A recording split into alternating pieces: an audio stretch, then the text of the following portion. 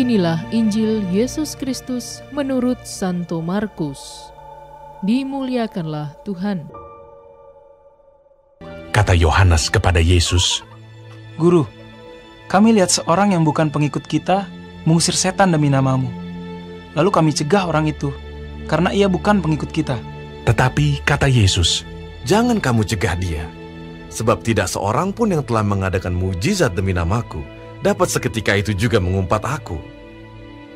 Barang siapa tidak melawan kita, ia ada di pihak kita. Aku berkata kepadamu, sesungguhnya, barang siapa memberi kamu minum secangkir air, oleh karena kamu adalah pengikut Kristus, ia tidak akan kehilangan upahnya. Barang siapa menyesatkan salah satu dari anak-anak kecil yang percaya ini, lebih baik baginya jika sebuah batu kilangan diikatkan pada lehernya, lalu ia dibuang ke dalam laut.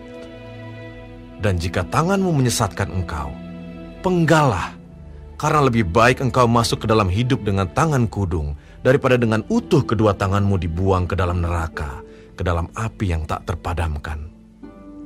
Di tempat itu, ulatnya tidak akan mati, dan apinya tidak akan padam. Dan jika kakimu menyesatkan engkau, penggalah, karena lebih baik engkau masuk ke dalam hidup dengan timpang, daripada dengan utuh kedua kakimu dicampakkan ke dalam neraka. Di tempat itu, ulatnya tidak akan mati, dan apinya tidak akan padam.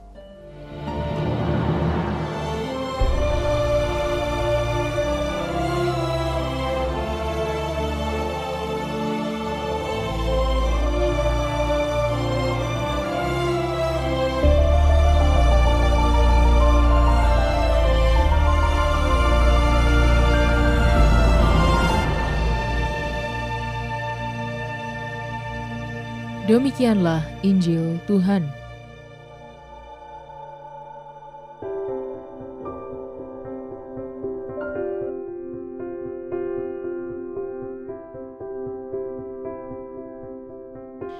Kekitaan. Renungan oleh Romo Carolus Sola, Okar. Bahasa Indonesia memberi pengertian dan makna yang berbeda pada kata kita dan kami. Sedangkan dalam bahasa Inggris, kata kita dan kami sama artinya, yaitu we. Kita sesungguhnya menunjukkan keterbukaan atau inklusivitas suatu kelompok. Dalam kita terkandung rasa bahasa yang merangkul semua, sedangkan dalam kami menunjukkan eksklusivitas, yaitu sebuah rasa bahasa yang menempatkan orang lain bukan bagian dari kelompok. Rasanya lebih elok didengar kalau orang menganggap orang lain sebagai bagian dari diri atau kelompok. Rasanya menjadi lebih Katolik jika semua orang adalah kita. Yohanes lewat bacaan Injil hari ini meskipun menggunakan kata kita, tapi maknanya adalah kami. Sebab yang mau disasar adalah pembedaan terhadap orang di luar kelompok para murid dan meminta Yesus untuk memberi penegasan dan pengakuan atas rasa eksklusivitasnya ini. Tanggapan Yesus terhadap Yohanes menunjukkan bahwa Yesus ingin mengingatkan para muridnya untuk membangun komunitas Kristiani yang terbuka. Yesus mengharapkan supaya para murid berusaha membangun kekitaan daripada kekamian dalam tugas mereka. Di sekitar kita bertumbuh banyak kelompok rohani.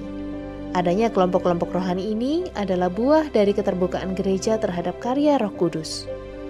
Tapi gereja perlu memberikan pengawasan terhadap kelompok-kelompok rohani yang ada dalam tubuhnya supaya bertumbuh dan dipimpin oleh Roh Kudus dan atas nama gereja membangun jemaat. Hendaknya kelompok-kelompok rohani tidak mengeksklusifkan diri, tetapi inklusif dalam fungsi dan kebermanfaatannya. Sebuah karya roh bisa diuji melalui buah-buah yang dihasilkan.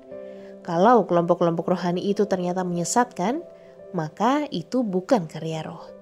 Mari kita membangun gereja dalam semangat keterbukaan dan kekitaan. Selamat menikmati menu hari ini.